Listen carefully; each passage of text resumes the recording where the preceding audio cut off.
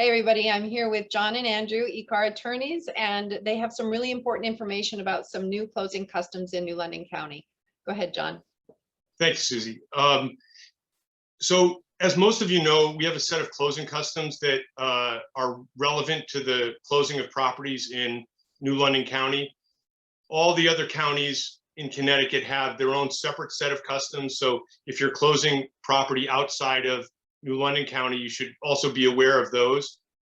They govern things like adjustments and all sorts of other issues that are not necessarily covered by the contract, but they're incorporated into the contract by reference. In the early part of this year, the group of attorneys called the Bank Bar met and discussed some changes that seem to be necessary as a result of changes brought on by COVID. As most of you know, since COVID came into play, the process by which closings takes place has changed. So we don't all get together as a group and close loans. Now the seller meets with their attorney prior to closing. The buyer meets with their attorney on the closing date. And then the attorneys orchestrate the delivery of documents and the delivery of funds.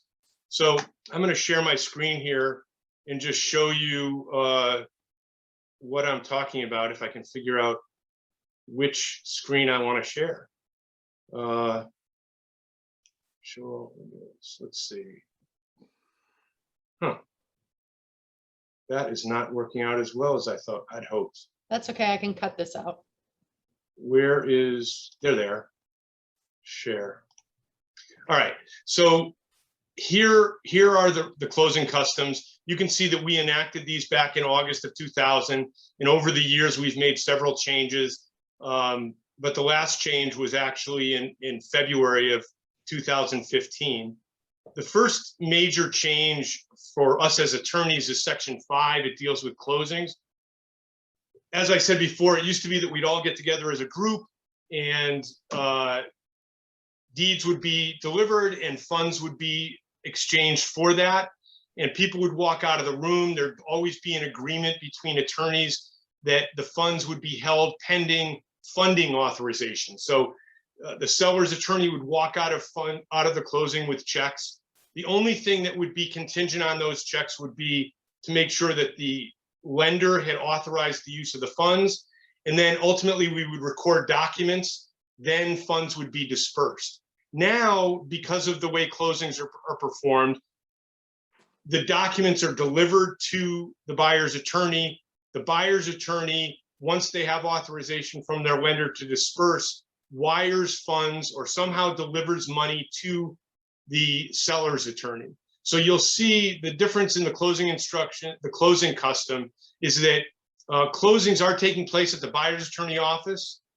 However, the process for conducting closings does not require attendance at the buyer's office. And as many of you know, that's the way things have been for the last year.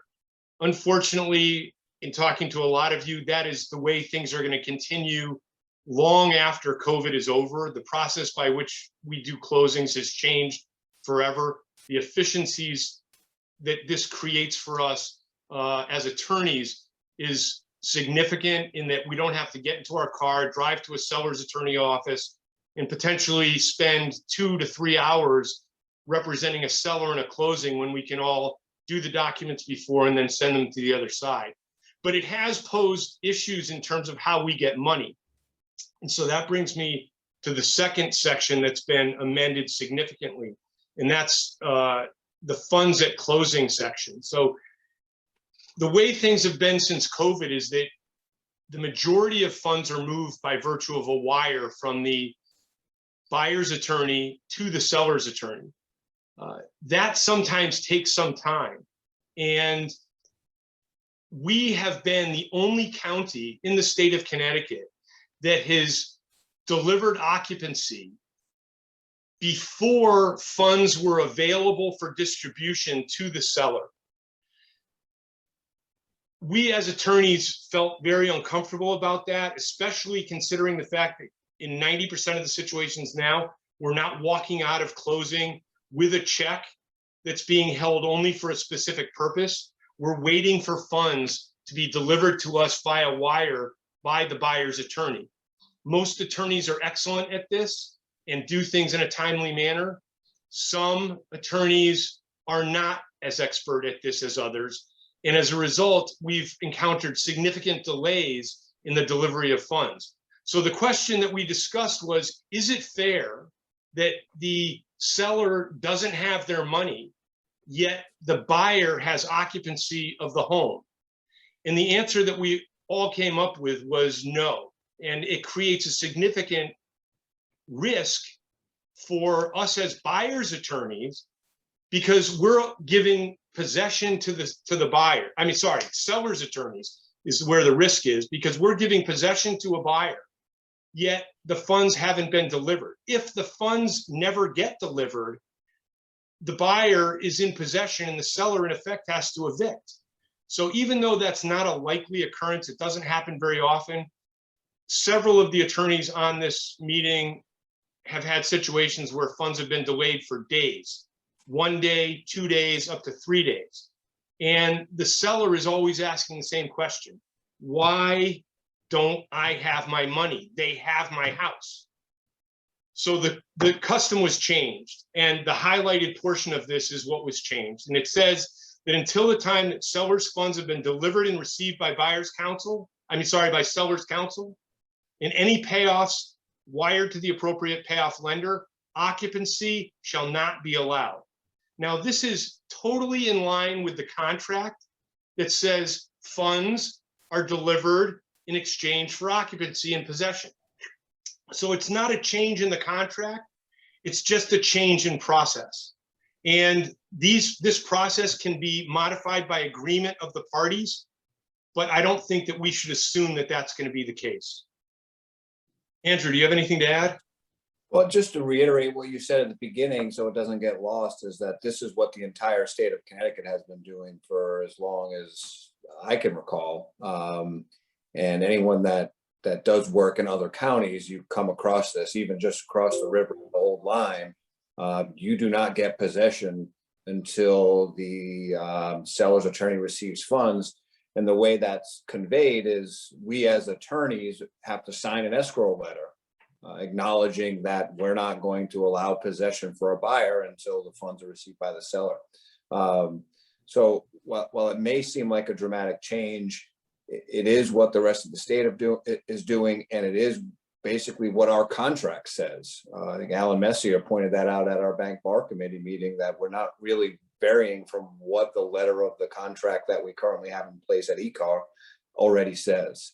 So really what this means in practice for agents and brokers is to try and stay away from Friday closings as much as possible. I know that's not always an available option, especially at the end of the month Fridays. For, as you know, John, last Friday, April 30th being the end of the month, was a challenge for all of us, and trying to close a number of loans on a Friday at the end of the month, there's no way they're all going to get funded. Now, one other thing I'll add, this is the default provision. This is what we as the bank bar committee met and decided was the right decision to make, but that doesn't mean on a case-by-case basis that the parties can't reach some other form of an agreement and allow occupancy on terms that are specific to that specific transaction.